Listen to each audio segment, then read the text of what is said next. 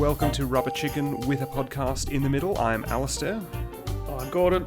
And this week we're talking about Act 3 of Escape from Monkey Island. Escape from Monkey Island.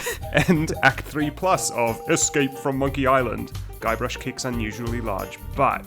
But before we begin, let's talk about this week's Monkey Island Monday. Hooray! Dave Grossman has... No, it was Ron. It was Ron this time, yeah. Yeah, Ron this time shared... we saw Bermuda. Yeah, we saw a bit of footage from Bermuda and that judge character we've seen earlier. Judge on. Plank. Yeah, right? Judge Plank is his name. Yeah. Not Chris Grindstump. No, it's not Judge Grindstump. Yeah, is there always going to be a judge character in Monkey Island games from now on? Do you think they're going to drop a hot reference to Grindstump in there? Detailed reference.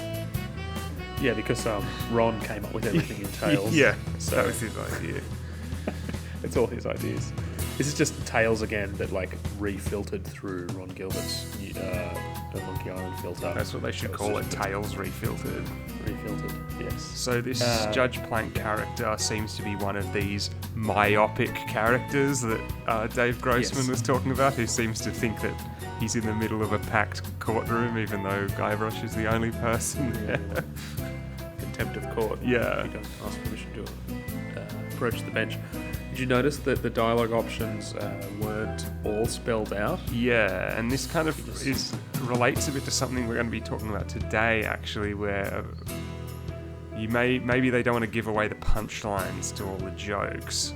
No, that's possibly true.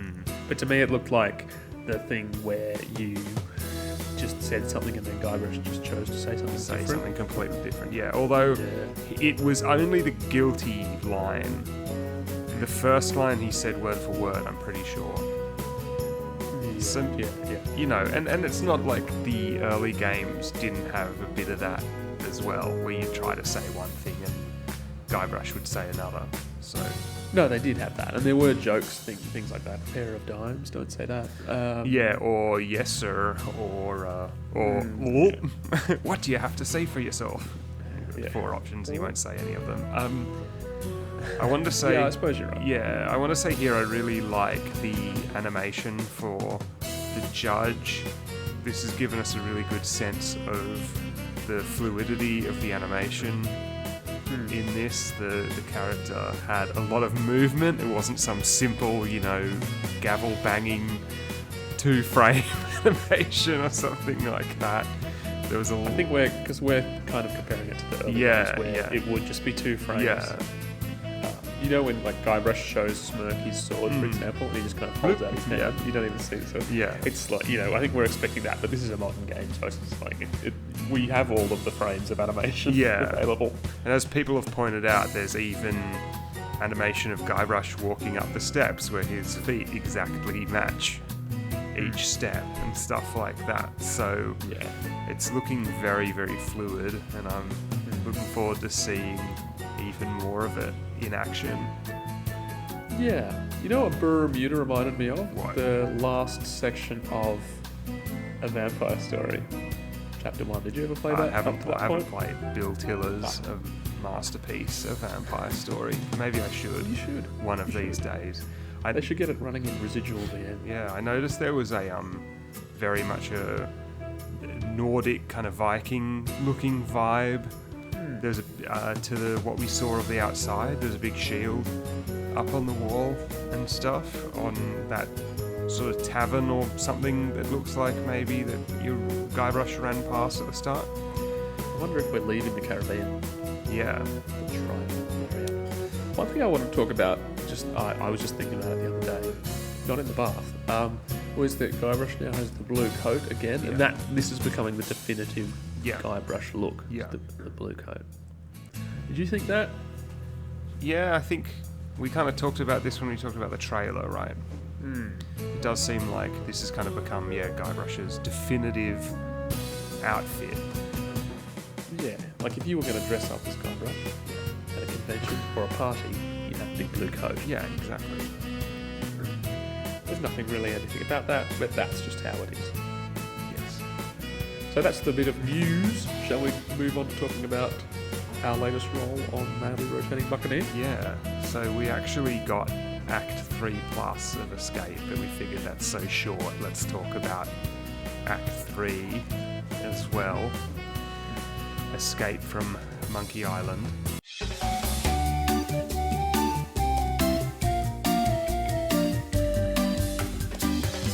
I think I said a couple of episodes ago, Act 3 of Escape from Monkey Island is bad, and I want to qualify that a bit. There are bits of it that are annoyingly slow, I would say. I assume you're referring to one big glaring bit. I'm actually referring to two different parts. Okay, right. And which will become obvious depending on how much we edit the lovely in-game footage of Escape that I recorded for this episode. If you're currently watching, I assume. Well, I'm going to put it on to help with jog my memory. But yeah, the act has two parts, I think, that are particularly tiresome to get through, but we will get to that. We want to set up the original premise, yeah. Yeah, this is literally the third act of a piece of fiction, like a film. Yeah. This is the concluding act and the finale. Yeah. Basically in one piece. Yeah. It starts... Do you want to go from Guybrush coming back from Jambalaya with the ultimate insult? Yeah, and we have this nice cutscene with LeChuck and Ozzy where we find out, unsurprisingly, that the two of them are working together. And they take the ultimate insult from Guybrush and decide to maroon him on Monkey Island. Yeah, there's a good LeChuck line here when Ozzy suggests they put him somewhere far away where he can't cause any problems, and LeChuck says, "That's a hellishly good idea." That's a good LeChuck line. That is a good Earl Bowen LeChuck line. Yeah. I wonder if... Did they come up with the title, we need to make a new Monkey Island game, what are we going to call it? Let's call it Escape from Monkey Island. And then they kind of thought, how are we going to tie that title into the game? It does feel a bit like that. Yeah. So Guybrush hasn't gone to Monkey Island of his own will. He's literally a prisoner there. Yeah. Take him somewhere remote. Okay, so Guybrush gets to Monkey Island and he's all dejected. And he makes reference to the fact that his life is just a litany of puzzles. Yeah. And that he's giving up. And then he finds Timmy the monkey approaches him on the beach. Yeah. And he says, you know what? These are the three things that I'm going to do. Yeah. Get off Monkey Island, find a lane. Was that what it is? And then buy some new shoes. That made me laugh when I was replaying this. Yeah, and so this the part is kind of divided up into three major puzzles, I think we discussed. Yeah, two, which all sort of flow towards the one goal. Yeah. Which is to escape from Monkey Island. But how? Well, that's not immediately clear when the part starts. At the beginning, we kind of just have to wander around and figure out what's going on. I'm okay with that. I like that exploratory aspect. Yeah. Because that's literally the situation that Guybrush is in. And I kind of like the fact that the goal... He has a goal, which is to escape, but you have to figure out what to do. Yeah. As opposed to earlier in the game, Elaine just giving you quests. Yeah. So that's kind of a strong point for this act, I think, is that there is a bit of a exploration encouraged, as there is in Secret in the exploration of Monkey Island. Yeah, and speaking of Secret, there is a lot of remember this from Secret in here. Yeah. And I guess we'll talk about those parts as they become relevant. Yeah. Okay, so the first thing that you're led to is Herman's house, Herman's little hovel on the island. Yeah. Herman is back on Monkey Island. It's not really clear why, given that supposedly this is following on from Carla Rodas and Meat Hook getting stranded on Monkey Island, but whatever. I was thinking about this. I'm kind of okay with Herman being back on Monkey Island because he was on Dinky Island, and also he had a ship to leave on anyway in secret, depending on how you finish it. So I don't know. It doesn't really matter. I think it would be funnier if we think about the retcon in this. It would be funnier if Herman was just on Monkey Island because he was kind of obsessed with being a hermit, or he thought that he just liked being a hermit and that he'd deliberately gone back there. I kind of think it was his home. Would have been a bit funnier. But he does say that he... I like that they talk about the fact that Guybrush remembers and Herman eventually does remember that he had a ship, but he says he sank his ship because it was weird for a hermit to have a ship. Yeah. The hermit's lost his memory. You have to throw stuff at his head to bring it back. Yeah, so basically one of the 3 major puzzle chains is finding stuff to throw at Herman so he can get his memory back. Yeah, and he remembers more and more as you throw stuff at him. Yeah. And initially remembering a little bit more about what's going on, then kind of remembering back to the events of Secret, and then eventually realising that he's actually Captain Marley from Monkey Island 2. Yeah, well, let's get into that. This is kind of one of the major... Okay, there's that interview Cressup did with Mike Stemmle, and he says that they were a bit... This is a misquote, but he's a bit fast and loose with the kind of canon of the series. Yeah, he said they kind of were maybe pushing a bit too hard to make their mark on the story by saying this, and feel free to ignore it. They're just happy to chuck stuff in. Yeah, he said feel free to ignore it, but it is difficult to do that, and they were feeling like just being goofy and just doing whatever they wanted, which is why we have this and why we have the giant monkey robot, right? Yeah. Which is something we'll get to. So how do you feel about H.T. Marley? It's one of those things where I remember being a kid thinking it was clever because I didn't think through the implications of it. Yeah, but now as an adult, it reeks of that incestuous kind of franchise worshipping itself, that navel-gazing kind of... Yeah, trying to tie everything's connected. And it's one of those things where I think it'd be fun. It's fun to meet Herman again if he's just Herman. It would also have been interesting to have actually met Captain Marley, making Herman and Captain Marley the same person. I don't know. Yeah, less interesting. Why not have Captain Marley? Why not, or even just some messages from Captain Marley? I'm always an advocate for going, why do you have to even meet these characters? You can piece together bits of their past. Well, that's one of the things I like about in Act 1 when you read the letter from him that the lawyers give you. Yeah, that's kind of sweet, isn't it, that moment? Yeah, the letter that he wrote to Elaine. And I think that...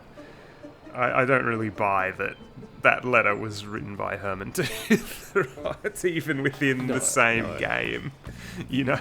When I think about H.T. Marley, I think about how he looks in the roller coaster at the end of Curse, and I don't see him as being Herman Tooth, right?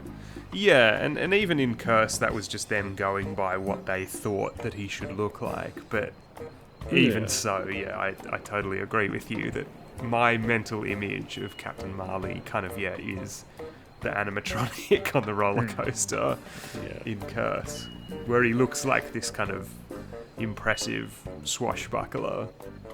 And I think about the thing the parrot is saying in Revenge, you know, I want my granddaughter to marry a real man, a captain, not a washout like you. Well, yeah, that's what I mean about... So you kind of hear a little bit of Captain Marley's voice and the crew's voices through the parrot. Like, those are nice little clues. It's a bit more haunting, a bit more atmospheric. Yeah. You don't have to just have a cutscene with the character in it. Yeah. And speaking of cutscenes, the cutscene in which... Herman gets his memory back. Is quite where he's drawing it all in the sand. That's really quite nice. Little clever piece of design. Yeah, that's a nice bit of visual storytelling to use that and not to have another kind of crude cutaway or something of Aussie's ship bumping Herman's ship into a whirlpool or something. Yeah. I think it's just because it would have just, you know, if it was like Tales style, just Aussie standing on top of an empty ship. Yeah. Yeah, exactly. I do think visually that's the quite America's nice. Cup. Yeah, which is again a reference that goes all the way back to Revenge. But, of course, in Curse, LeChuck said he was the one to push Captain Marley into the world. It all starts to get very muddy like that, right? If you take everything into account, this retcon makes absolutely no sense. Because if you try to reconcile this with Curse, it would mean that LeChuck set out to find Monkey Island 20 years ago and that Elaine must be like in her 40s or something like that. Yeah. Which she's obviously not meant to be. So. No. It's implied that she's meant to be more worldly than Guybrush. Yeah, but not that much older. No, that's right. Also, Herman is meant to have... there's the ship's log in secret written by the captain about Herman. So it's like, did he go to Monkey Island, go back to Melee, join an expedition to go back to Monkey Island and get... Yeah. And that's a great piece of writing in secret about how irritating Toothrod is. So I think I'd prefer to keep Herman and Captain Marley as separate characters, and I believe that that's what Ron said they're going to go back to in return. Yeah. And I know we had that massive discussion about how continuity is not important, but I wonder if there's going to be some clever way of explaining some joke about it or something. Yeah. It almost made me think of Halloween 2018. Isn't Michael Myers Laurie Strode's brother? No, someone just made that up. Yeah. So it's like the retcons kind of exist in universe sort of thing as tall tales or something like that.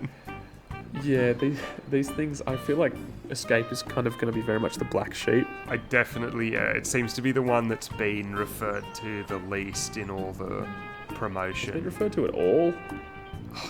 I'm not sure. Have we even seen like the ultimate insult or anything? Yeah, I don't know. Okay. So anyway, you got to get Herman's memory back. You hit him with the coconut, then he tells you a story about the milk bottle, so you got to go and get the milk bottle that a cheeky monkey throws into the lava field at the bottom of the Church of LeChuck. Yeah. Okay. Well, what do you want to talk about first? The Church of LeChuck or the lava field puzzle? I guess the Church of LeChuck leads into the lava field puzzle, so maybe we should talk about that. And we kind of already did in our top 10 moments from Curse, Escape and Tales episode.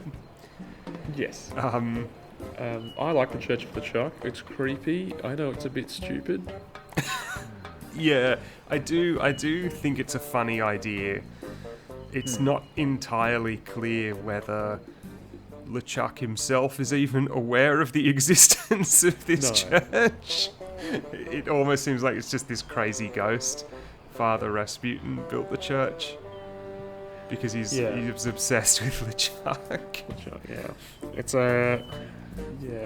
So it's a little bit of that kind of absurd humour. Yeah. We talk about that tone. But at the same time, I feel like it kind of makes you feel like you're missing something. Yeah, it feels like it's like how have we logically gotten to this point? Yeah, did someone turn over 2 pages at once? Yeah, that's kind of what it feels like. Yeah. You feel like there was some plot element here that got written out or something, didn't make it all the way through the drafting process, but this stayed in because someone liked the idea. And it's a bit... I probably wouldn't mind having this church worshipping LeChuck if LeChuck wasn't in the game. Yeah, that would also be interesting if it was sort of he was conspicuous by his absence. And this was one of those things. And I was thinking with this, it's weird that they obviously didn't want to deal with the amusement park from Curse. So they said, LeChuck escaped from the ice with Ozzy's help and destroyed the amusement park. Yeah. And you meet 2 characters in this game, both Murray and Herman say the amusement park was stupid. And I wonder if that's commentary by the writers of Escape about Curse. I don't know. But the thing is, the Church of LeChuck with the hilarious log flume ride is kind of the same thing as the amusement park in some respects. Like, it's a joke where something creepy is also like something silly, a theme park ride. Yeah. Yeah, and there's absolutely no sign of the theme Yeah, park. at all. Yeah, which I think kind of misses a trick because it would have been quite a nice little scene to have this kind of burnt out theme park. Yeah, if the monkey head was still sitting there amid the ruins of this amusement park. But it feels Yeah. like they just didn't want to deal with the amusement park at all. No, so it's just swept under the rug. Yeah, it's just there's a couple of lines It of is a little dialogue. bizarre. 'Cause- As this is yeah. such a direct sequel to Curse, it's kind of odd. And the amusement park was such a big part of Curse. Yeah. Not just in terms of going there, but sort of seeded throughout the whole story. So, Yeah, it was all about that. yeah. But Anyway, let's talk about the lava flow puzzle. yeah, and so the biggest problem with this puzzle, in my view, you go down this flume and you got to bump into the logs in the right order to use the banana picker to grab the milk bottle. My biggest issue with this is that if you screw up this puzzle, it takes way too long to get back into the church to you know what I reset the did? puzzle. Well, I just saved the game going. yeah, which is what I ended up doing. And again, depending on how we edit this footage, you may see me giving up and resorting to save scumming. Which I did the previous time I played through this as well, because it is so boring waiting for... Yeah, and it's a finicky puzzle. Yeah. I don't know if it's the way it runs through residual or scum, however you're playing it. Or was it like that on the old machines? I don't remember having that much trouble with it. Last time I played through, it took me ages. I thought it was broken. I thought I wasn't going to get past it, but then I did eventually do it. And was it the player or was it the game or was it the machine? I'm not sure. Yeah, and as I was saying when I was doing my replay of this, my main replay, I could not for the life of me figure out how to get the boat to steer to the left at the end of the maze. And that's because you have to steer it to the left relative to Guybrush and not relative to yourself, or I had it mixed up. And once I figured out that, it was fine. Simple. But yeah, I don't know if that's a puzzle or is that just a issue with the controls. Yeah, I don't know. That's the thing. I don't remember. You'd have to get a PC from 2000. Yeah, and I think I feel like when I played this, I used to switch the control mode over to camera relative controls, which I'm pretty sure is an option in the game, which means that Guybrush always moves relative to just the direction that the camera's pointing, basically. Even though there's no real camera because there's a pre-rendered environment, but relative to the screen, I guess, north, south, east, west, up, down, left, right. Yeah. And I feel like in that, if you push right, the boat would steer right if Guybrush is pointing down. I don't know. That could be me misremembering. I need to test it. Yeah, I'll have to have a go at that.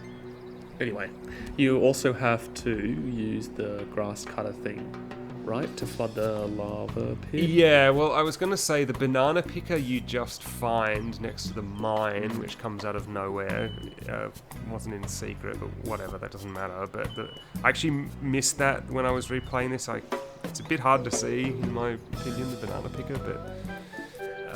Yeah, I didn't miss it, but you have to figure out that you're building the ultimate insult, which is, I mentioned earlier to you, is kind of similar to the voodoo doll construction at the end of the Chuck's Revenge, where you've already done the thing and you have to do the thing again. But maybe using different ingredients, and that's okay. The ultimate insult I have a little bit of trouble with because it's just a kind of collection of junk, and it's not really understood how it has magical powers, and you have to figure out that you have to make this ultimate huge version, and that then awakens a giant monkey robot. Yeah, well, Herman does say that the only way he knows to defeat a voodoo talisman is to build a bigger and more powerful version of the same voodoo talisman, which I think is your clue. Yeah. But I think the issue with this is, to compare it to the voodoo dolls from Revenge. Obviously, you build a voodoo doll at the beginning, and then throughout part 2, you're aware that Chuck is building a voodoo doll of Guybrush, and then uses it at the end, and you build one of him. Whereas this, you've only built the ultimate insult just beforehand at the end of Act 2. You never get to do anything with it. It's immediately taken from you, which is Monkey Island-ish. You know, the fact that you never get to use it, but then it's like, oh, now you're basically just if you get down to brass tacks, you're just doing the same thing again that you just did in the previous act, simply solving different puzzles to achieve the same goal, which I find it's not really foreshadowing or anything, it's more just repetition is what it feels like to me. The thing with the voodoo doll is that it's a thing in real life. And it's a thing in culture. In fiction. I was exactly thinking this. Yeah, the ultimate insult is just made up. It's a bit too stupid. Yeah, if it was some other kind of, I don't know, I don't want to trivialize, real people's cultures or whatever, but if it was some kind of real voodoo fetish or something like that exists and that people might be aware of, or some kind of curse or something that is we associate with this kind of story, then maybe. But the ultimate insult is like a gag MacGuffin, which is a little bit hard to find interesting. The whole thing is meant to be that Ozzy is the insult king, right? Yeah. And this is where, this franchise is starting to look back in on itself. Yeah, because now, the insults from Secret have become their own signifier kind of thing, yeah. And so there are a lot of great things in Escape, but I think this kind of inward-looking part is what undoes it for me. Yeah, definitely. Even possibly more so than things like Monkey Combat and the Giant Monkey Robot. Yeah, I agree with that. I think from that perspective, this does feel very self-referential and feels way more inaccessible compared to Curse, for example, which you could more get into without having to have played or really thought about the previous two games too much. It is much more cryptic, and in part 2, you're kind of thinking, okay, I'm putting together this ultimate insult, but why? Yeah. Doesn't Elaine say you should destroy the ultimate insult? I don't know, but... And we also, because we know what a voodoo doll is, or we learn through the game, then we kind of know what we're going to do with it. Yeah. But because the ultimate insult, it's a mystery, and then it's just a collection of random objects. Yeah. I'm repeating the same thing, but it's a bit too silly. Yeah. So what you need to do, you need 3 things. You need the banana picker, which you picked up. You need the bronze hat, which belongs to Jojo Jr., the monkey, talking monkey, and you need the gubernatorial symbol, which you get from Herman. So let's talk about getting the bronze hat. Monkey Combat. Everyone's favourite part of the entire Monkey Island franchise. This is the thing that people have been talking about. It's the worst thing about the Monkey Island franchise for the last 20 years, right? Yeah. Because this puzzle is too long. It's not funny enough. It's not funny as I think they clearly thought it was. Yeah. And it's repetitive. Yeah. It's just boring. That's the thing I was going to say. The lava flume, backtracking with the lava flume and doing Monkey Combat is just really boring.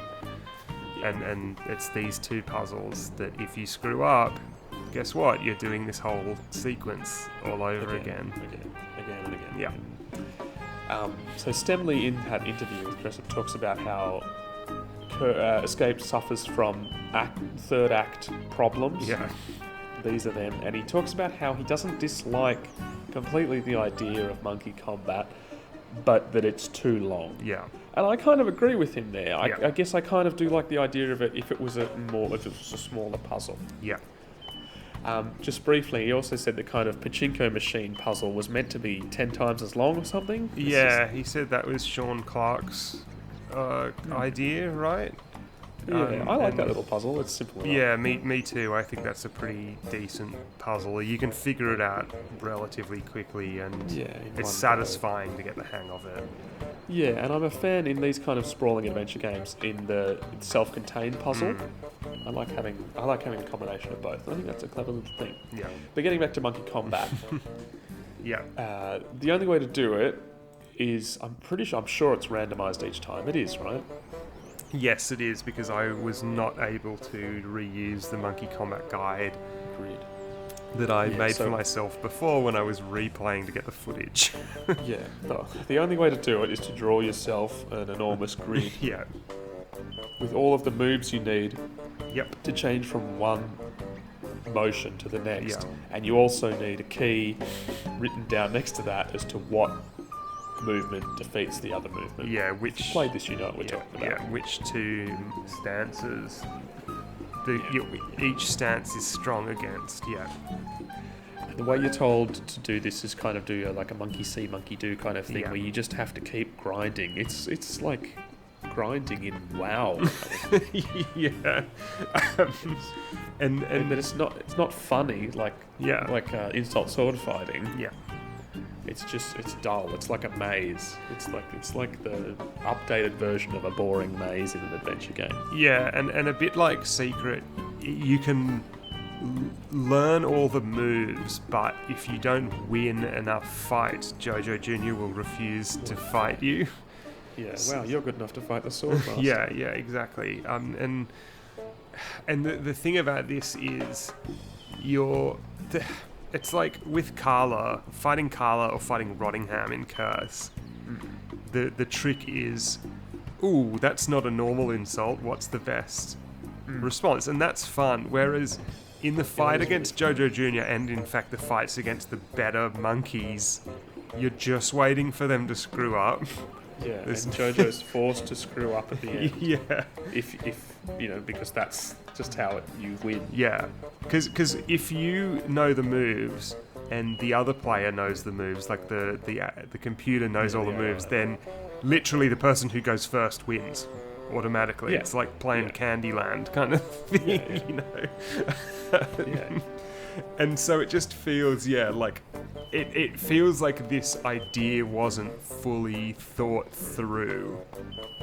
No, it was kind of a joke. Obviously, the parody of Mortal Kombat. Mortal Kombat, which was already, 10-year-old, maybe 5-year-old game franchise by the time this came out. You'd probably be closer to 10. When did the first Mortal Kombat game come out? I'm going to look that up. Early 90s, I think. It would have been more funny if this had been just a joke. If he said, "You have to fight us in Monkey Combat," and the logo comes down and everything, and then actually it's something else. Yeah. Or maybe it's like insult arm wrestling with Ignatius Cheese. You just got to do it once, or something like that. Something like that. I don't really know how you'd go about fixing Monkey Combat. Yeah, I've thought about it. I don't really have any ideas. I think it would be more interesting, like, Jojo Jr. has this whole thing about how all the monkeys have been coming back to Monkey Island and they've got this destiny and they don't know what it is. And all this stuff comes out of nowhere in the third act. There is nothing setting any of this up in the first two acts of the game, which I think is a missed opportunity. If it was like, and monkeys have been disappearing from all over the Caribbean. That would be, and then you find out they've all come to Monkey Island. I think there could be some kind of puzzle about maybe in the Monkey Island style, maybe you have to trick Jojo Jr. into thinking that you're like the monkey god, or you're the architect of their destiny, or something like that.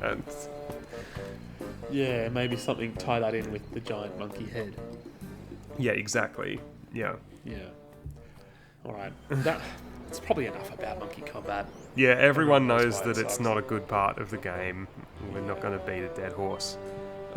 Although, going in, it is kind of a funny idea. Yeah, I remember thinking it was funny in 2000 when I was 11.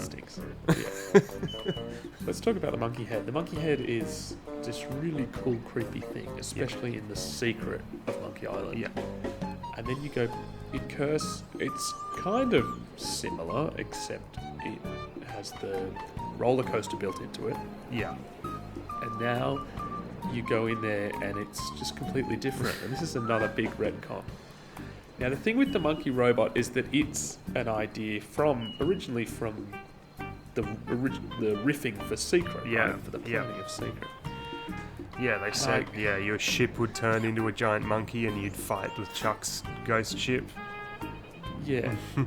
But there was a reason that was left on the cutting room Yeah. floor. And this is the thing with... I don't like always referencing Star Wars, but when they bring back stuff from Star Wars, from Ralph McQuarrie's old drawings and stuff. Rehashing there's a stuff. reason, there's a reason this stuff has been moved past. Yeah. Come up with some new ideas. Yeah. And it kind of is a new idea, but also it's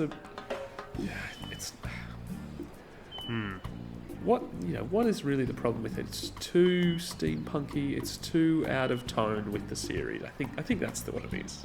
Yeah, I think the funny thing is about Escape, for so much of it, there are all these very overt real world things like Star Buccaneers and Planet Threepwood and all this stuff.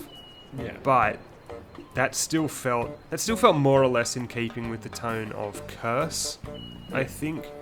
And the earlier games too, although they're a bit different in the way they handle it. But here, the monkey robot, it does feel like something out of this. Feels like the movement towards kind of fantasy. I don't know. There's something about the idea of there inexplicably being all this machinery and stuff inside the monkey head, which is kind of interesting in principle. But the idea that it's just this big robot is not terribly interesting. Yeah, so I like the mine, right? Why is the mine there? I don't know. Yeah. But that makes it interesting. Yeah. Have an environment with all this machinery and stuff that's not explained. Like the tunnels on the Dinky Island. Exactly. But don't make them into a big steampunk robot. This is another thing Stemmle talks about in that interview, is that you don't do anything piratey in this game. Yeah, certainly not after part 2. No, but especially at the beginning of Escape, the first thing you do, you blow up a catapult. Yeah, I guess we'll go into that, but it was funny watching that interview, and I was like, wouldn't the guy be trying to blow up the mansion with a cannon, not a catapult from the Middle Ages? But anyway. Yeah. But even tonally, think about the beginning of Curse, you grab a cannon and blow stuff out of the water. Yeah. I know this isn't the beginning, this is the end. And this is the thing with the whole overall tone of the game. And I like Escape. Yeah, me too. Yeah, this and Monkey Combat are so out of tone with the rest of the series, and even with this game in itself. Yeah, there's Escape is kind of clever in its comments on consumerism, commercialism and stuff, and that stuff feels like Aussie. It starts to drift away in this third act, don't you think? Yeah, because this is the most kind of natural environment we've been in, because it's the unbuilt up island. Yeah, but it's but then there's this huge robot. Yeah. And I was thinking, right, I had this idea. Okay, the title wouldn't work anymore, but I was thinking the other day, I was like, where Aussie should have sent you? Australia. Yeah. You should have gotten marooned in an island off the coast of Australia or something. Yeah, exactly, like a penal colony or something. And there's all these people there who know Aussie and really hate him. Or something like that. And you could do a version of Australia like a Terry Pratchett, The Last Continent or whatever kind of version of Australia. Frontier. Right? But but this is the thing I'm saying. I think they came up with the title. Yeah. Oh, that sounds cool. How are we going to do that? But we have this Australian character. Why not send him to Australia? Yeah, I was just thinking, imagine if the last setting was some Australian parody location that was demonstrated all these horrible after effects of Aussies consumerist practices and his corporate takeovers and all this kind of stuff. And I can picture it in my head. Kind of thing. Yeah, I can too now that you've said it. We should draw it. Yeah. And it's especially it's of the time historically as well. Characters, Yeah. That's the thing with Ozzy as a villain. I like Ozzy as a villain, and I don't think LeChuck even needed to be in this game. Yeah, it's the same. It's like we were saying with Marquis de Sange in Tales, right? It's like Ozzy kind of works on his own. He works on his own. I think Marquis de Sange didn't really work on his own because that was a bit muddled. But I think Ozzy's a stronger character. Yeah. Definitely a stronger personality. And would have worked without LeChuck being there. Maybe LeChuck could be referenced 1,000 times, it doesn't matter. But yeah, I think you're right in tying it into that Australian thing. And it's interesting in the opening cutscene for this act, Guybrush asks LeChuck, well, why would you want to use the ultimate insult on your fellow pirates, even if you're demonically evil? And it's like, because he wants to marry Elaine, he wants to use it on Elaine, but that doesn't really answer the question. And I kind of think they, again, going back to not knowing what to use, not knowing what to do with characters, they didn't know what to do with LeChuck. It felt like they thought we have to have LeChuck in the game, and it would be interesting to find out if there was some interesting explanation for why LeChuck basically wanted to sell out all the pirates and use the ultimate insult on them. Maybe LeChuck doesn't really like pirates or something. I don't know. I'm just spitballing here. Or if it meant that he could fight the pirates and always win. Or maybe, because he thought it meant that... Maybe you could go into... Maybe he actually doesn't like the idea of using the ultimate insult on all the pirates. That needs Ozzy for some other reason. Yeah. The thing is, like in secret, the pirates are all terrified of LeChuck anyway. Yeah. That's the point. None of them even leave the Scumbar because they don't want to leave. Right? Yeah. And And there are some cutaways in this, where you do see like how LeChuck's taken over the island with the guys building the statue, Yeah. Well, if none of us voted for him, then why is he the governor? I like that cutscene. I think it's just it's a little too goofy. Yeah. That's all. Yeah. So, but like that's the whole game, I suppose. The whole game's a bit goofy. Like imagine if you kind of put this all through a LeChuck's Revenge filter. It wouldn't, just to tighten it up a bit. Tone-wise, it's there are a lot of interesting ideas, I think. Yeah, and I think that they just don't quite get borne out at the end, and the stuff like the monkey robot and that kind of thing is not the most interesting way to use this stuff. Jojo and Herman help you pilot the monkey robot. Yeah, and that's another weird thing that these characters that you only meet at the very end really become your allies. There's sort of no one's foreshadowed or anything. Carla and Otis are completely, and Mr. Cheese are completely forgotten. I don't think they're mentioned once. I don't think so. And it almost feels like the Act 3 and Act 3 Plus almost feel borderline like a separate game. Or a separate story at the very least. Yeah, like not quite, but in terms of, like we've talked about, in terms of the tone and stuff, this feels more like to sort of refer forward to Tales, like this fantasy story tacked on to the end of this other story. I didn't know how to finish it because the whole idea of the election and the lane and everything, that's all gone by the wayside. Yeah. And all that stuff I think is the most fun. Like, maybe the people think the election stuff's boring or whatever, but it kind of relates to the consumerism and this kind of all this mundane, the humour of all this mundane stuff happening in this pirate world. Yeah, that's right. Also, you could use it as a reflection on the political situation at the time. Yeah. Maybe. This is very much the beginning of the Bush administration. Yeah. It's a bit of a stretch. Yeah. Well, the idea of someone who, like if you think about without actually winning it. Yeah, who was kind of just like what happened then, like the Supreme Court just threw out a bunch of votes, like Al Gore technically won the election, right? That's it, right? In 2000, and the Supreme Court just threw out a bunch of votes, and it does feel pertinent to that. Yeah, I think this is at the front of a lot of people's minds, especially in the US. So I wonder how much that's tying into it, because you can imagine that plot in a Sam and Max game. That just seems perfect for a Sam and Max game. And they kind of did that in that Abe Lincoln Must Die Telltale episode where Max becomes president for no reason, kind of thing, right? Yeah. And I think all that stuff, as you say, it all needed to just be tightened up, right? Yeah, that's the thing. And then, bring the tone down a bit, tighten it up. A bit less goofy, to take the situation a bit more seriously. Yeah. But there are some good ideas. Yeah. So, were there any more environments to talk about that we hadn't really touched on? Just briefly talking about the environments of Monkey Island. Monkey Island still looks very nice. Yeah. I really like the pre-rendered backgrounds. As I say, I like the mine.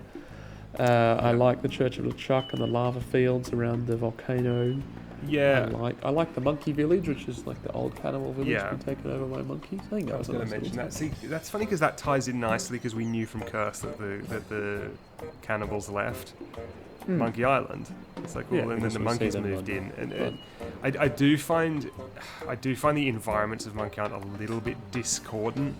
Like, it feels like Herman's Camp, the Monkey Head, and the village tie together quite well, and maybe the Vista Point, Church of LeChuck, and the lava field feel a bit like, again, not to make this joke too many times, like something from Super Mario Brothers, that they feel a little bit out of place in my view, and the mine to a certain extent. I don't know. The monkey head as well is not nearly as creepy as it is in Secret. No. The monkey head's just kind of in this big bright field. Yeah. Next to Jojo Senior's grave. Do you think that's funny, the joke that the monkey that you left hanging on the lever in Secret was hanging for so long that he died? No, I can live without that kind of thing. Yeah. I think I found this funny when I was a kid. Yeah. Okay. I don't. Not so much now. To briefly mention, talking about kids, the giant monkey robot. My son is 4, as you know. He loves the monkey robot. Yeah. He's watched that cutscene on YouTube 20 times. Yeah.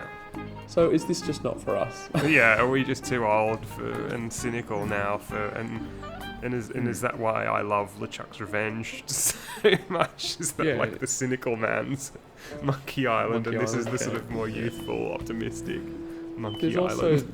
There's also the thing where you like what you knew growing up, right? So we grew up with those 2 games, the 2 earliest games. Yeah, and I mean, like we were saying, we still like this game. Yeah. It's one of those things. It's like, I like this game. There's also some stuff in it that's boring and annoying, and some stuff that's dumb. But yeah, that's right. Whatever.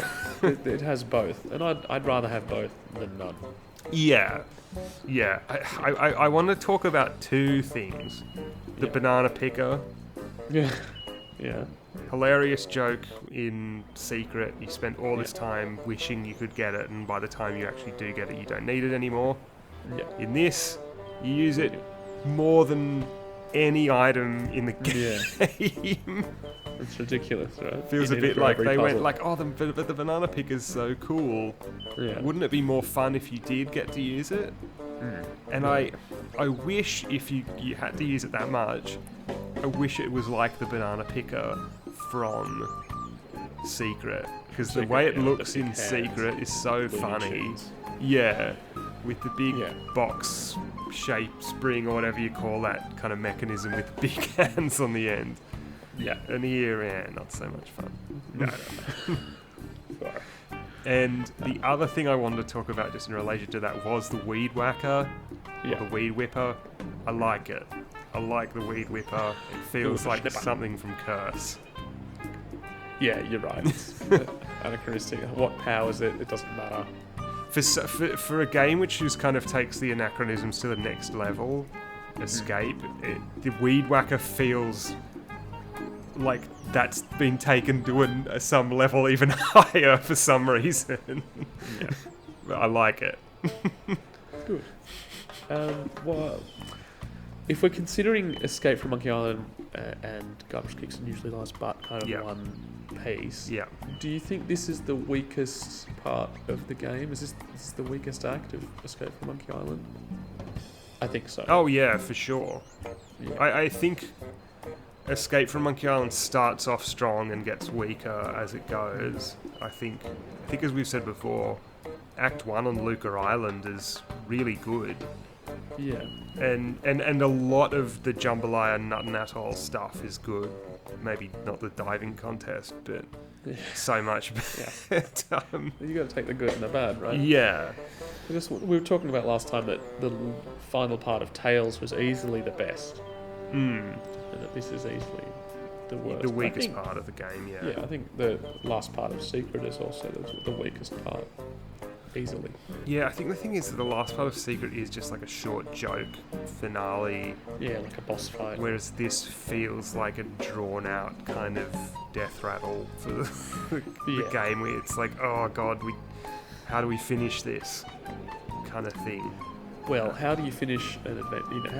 How do you conclude an adventure game? That seems to be a common thread through a lot of the LucasArts games, where the ending seems a little weird. Yeah, but it's difficult to finish them, and I think like that's the thing with the Chuck's Revenge is that has the best ending of any game, but any of LucasArts adventures. And this one is unique among the Monkey Islands so far, depending on how Return ends, in that it is the only one that doesn't end with a final timed puzzle where LeChuck is forcing you from room to room. Yeah, true. It ends with this anticlimactic monkey combat. Well, we've got a puzzle fight. before that. The thing with the towers. Yeah, you got to switch off this. That's switch. not really a puzzle. Pick up a plank, stick it in a tower, and then jump on it, and then it's done, right? Yeah, you get to move around the big robot. Yeah, because Aussie's built this huge, ridiculous amplification tower to send their ultimate insult out to everyone.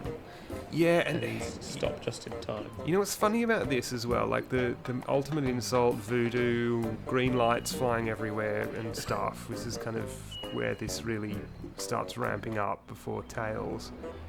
Why is Aussie's big amplification tower, from a design and comedy perspective, a big shell? It should just be a big megaphone or something like that. It should be something from the modern day. Yeah. Well, don't have it in the first place. But if you do have to have it, have it as a big megaphone. Yeah. I mean, and from the don't have it in the first place thing, again, this is, as I've said before, this is Guybrush Saves the World, which I don't like. He's like, oh, we have to save the pirates. And I'm like, Guybrush should not care less about the other pirates of the Caribbean. He should only care about himself and Elaine. Yeah. But, that's whatever. But that's working within the balance of this story, I suppose. It's that kind of story. Yeah. And then we have to fight.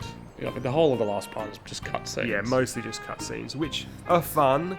I will admit, maybe. I imagine some people probably hate Escape's story and don't like the jokes and stuff, but I always thought that the cutscenes, as rough as the 3D models are pretty fun in this. Yeah. What I'll say about story is that story is only part of the adventure game, I think, especially the Monkey Island games. A lot of it is just being in the environment for me. So you're wandering around Marley Mansion, or you're wandering around Monkey Island, the streets of Melee, the streets of Puerto Polo, Woodtick. At that point, the story is not foremost on your mind. You're exploring and you're in the environment, and that's why this is a game and not a film. Yeah. and that's where Escape works, in that the environments are nice. And tonally you can really get into it in that way Yeah. without having to be worried about, oh, this story is a bit silly all the time. Yeah. You know, there are small goals and puzzles to figure out within the broader narrative, and the thing with the broader story is that it does have to come to a close and it does have to be there, but it's not the most important thing the whole time. And that's where escape is saved, I think, from certain doom. Is that, this is only just one part of it, this kind of silly ending. Yeah, and I think the fact that you call it a silly ending is one of the things that works in its favour, because it is just like the ending of a cartoon. Like, Ozzy has this stupid plan to use the ultimate insult on everyone, but then you shut down the thing. And so his new plan is to take control of LeChuck and use him instead. Yeah. And the fact that it does end in a big fight with LeChuck is fine. I think doing it via monkey combat, which is a thing that you only just found out about, which has no foreshadowing in the game, and it's just fighting LeChuck to a draw is... Yeah, until he gets all disappointed. Yeah, not very interesting.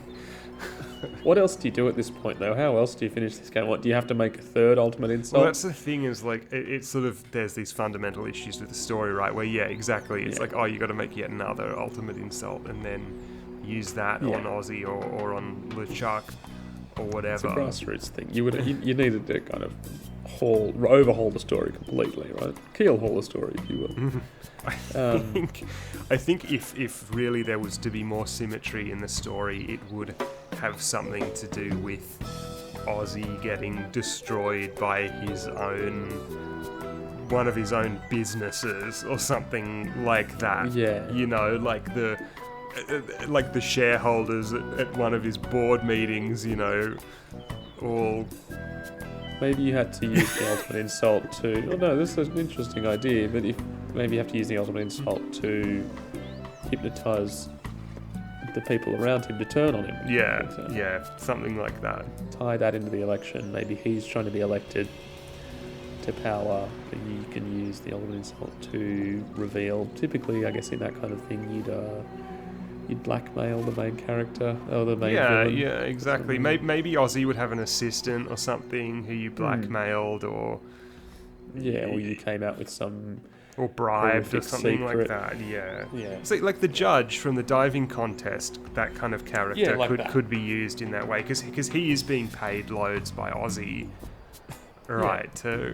So to keep anyone else from winning, right? Yeah. So it's that kind of thing. I think. Yeah, so tie it into that theme. If you've got that theme running through of the commercialism and things like that, and corruption, tie it into that. Yeah, this idea that corruption destroys itself. Yeah, that's a nice idea. Maybe Guybrush comes up with a plan to use the ultimate insult in order to do this, but in the course of events, things just unravel themselves. Yeah. Maybe we're getting too clever. Well, but I mean, if you think about the second game in particular, there's so much structure to the way that story works. Yeah, and it shows that it can be done. And I mean, even we were talking about the ending of Tales, even though it feels like a bit of a rush, it did at least use things that had been set up earlier in the series. I don't know, it's giving a lot of credit to Tales, but I just think the ending of this, having this 3-round drawn monkey combat fight with LeChuck, is very anticlimactic, and there's no puzzle to it. There's no tension to it. Possibly not as it's not as grand as they think it is. Yeah, even if you're going to do that, you could do something more interesting with being in the big robot and a puzzle involving... Yeah, I don't know what. I don't know, maybe LeChuck's trying to destroy Melee Island or something, I don't know. But it all looks a little quaint as well, yeah. Especially compared to just coming off playing Tales, it does look a little... I mean, it's older. Yeah, much older is the other thing as well. But I did want to ask, what is your opinion of JoJo Jr.? What, the fact that it's a talking monkey? I don't know, like he's introduced like he's this important character right at the end of the game, which I find weird. Yeah, I'm okay with the idea of kind of a magical talking monkey, I suppose. This is like, he's so tied up in the monkey combat thing. This is like, what do you think? Maybe if he'd been in it earlier or something. I don't know. I just think he's a weird inclusion right at the end of the game. I think that, like with all of this, I think the voice acting for him is good. I like his voice, and I kind of like the writing for him. Yeah, but as you say, he's kind of emblematic of the whole problem of the end of the game, I think.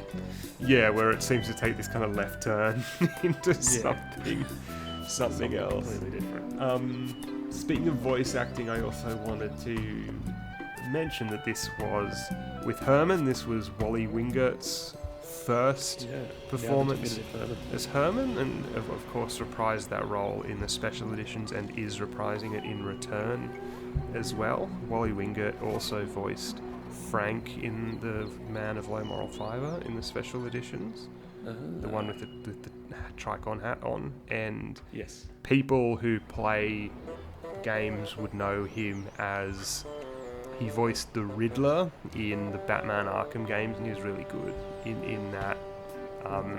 Completely different voice. The Riddler talks like this, you know, and sounds nothing. Voice actor, right? Nothing, yeah. And he voiced Ant-Man in the Avengers Earth's Mightiest Heroes cartoon as well, and completely different character as well. I like Wally Wingert. He's a good voice actor. He must be on his IMDb. I remember noticing him, I think maybe when I was playing Batman Arkham, the first one, Arkham Asylum, and being like, oh, he's a good voice actor, and then noticing him in the cartoon, and then noticing that he voiced Herman, and being like, oh, wow, okay. That's, the Herman voice is perfect, I think. Slots in really well in Secret Special Edition, I think. So production-wise, I think for a game of this time, it's top-notch. I don't have a problem with the graphics or anything. I think Father Rasputin or Bowen, God, whoever voices Ozzy, I don't know. I don't know. Yeah, it's not a name. His Australian accent is on point. Yeah. Elaine. There are no other characters in this part. Peg Nose. Monkey noises. That makes an appearance Peg in Nose some of the makes an cutscenes, but I like Peg Nose as well. They said we wished. Stemmle said we wished we'd recorded more monkey noises. We should hear the same 5 monkey noises over and over again. What about here? Have a banana. Quite a few times. Yeah. Yeah, I think that's pretty conclusive. Yeah. Yeah, I think we'll probably... I mean, we've got more to discuss on Escape, but we'll probably discuss more Escape in the future. And I really wanted to compare Escape to Tales. And there's no need to labour the point with Escape. People have said for years that monkey combat was no good and stuff like that. I think there's some interesting ideas here, but it just feels like it doesn't quite tie everything together as well as it could. No, that's right. But like I said about the game as a whole when we were talking about it early on, I'm still have a lot of fondness for this part, despite everything.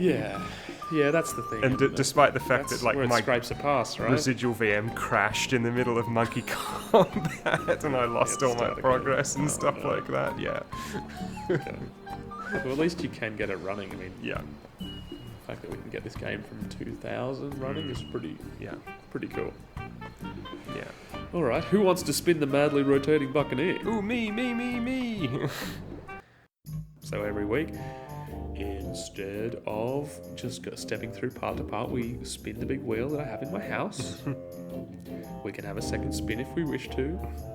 You spun it last time. Why do we get a second spin? What's the reason? Just in case we come up with something that I really don't want to do. No, but what's the thing you have to say? Oh, sorry, because we're members of the Gamblers Club. And this week, this spin should be accompanied by lovely recorded footage from Monkey Island 2, LeChuck's Revenge of the Fat Island Casino. This is the first video that we're doing as a video, Yeah. right? Yes. Sure. Hopefully there's enough escape footage for the amount of audio that we've recorded. I think there will be. If not, you can just repeat it from the beginning. Yeah. We'll just play it backwards. Play it in reverse, yeah. Alright, so lock your guess in for what we're going to be playing this time. I don't know what happens if you win. You just get glory. What was my pick? We've guessed a lot of but not gotten a lot of stuff now. I think I was just going to say my guess was going to be part 4 Guybrush Kicks Butt. Okay, I'm going to say...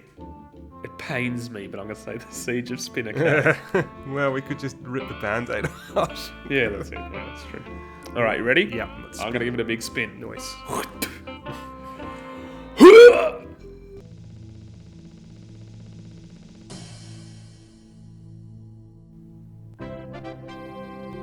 Okay, the results are in. Yep. The bartender that thieves his aunt and her lover. Nice. Hell yeah. Yeah, I'm happy with that. I'm happy with that. I'm going to play that right now.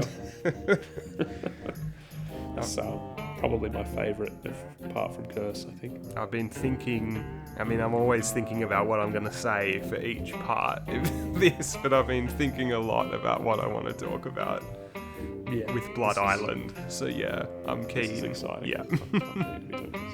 This will be reasonably fresh off our discussion of Curse Gets Worse as well. That's true. Follow on from there. Unless you're listening to this in the future when we've done all the parts and this is all just very fractured. Yeah, and then you can piece them together in chronological order and we'll be coming up with points referring to stuff we haven't actually said yet in earlier parts of the games. Yeah, it'll be like the Hitchhiker's Guide to the Galaxy. But even funnier, if that's possible. Actually funny. No. Alright, you done? I am done. Alright, me too. Thank you for listening to Rubber Chicken with a podcast in the middle. The only podcast currently dedicated to the Monkey Island series of adventure games by Lucasfilm Games and LucasArts. I, as always, have been Herman Gordon Toothrot. And I am Al Jr. Oh, and one other thing. And... Look behind you! A 3-headed monkey!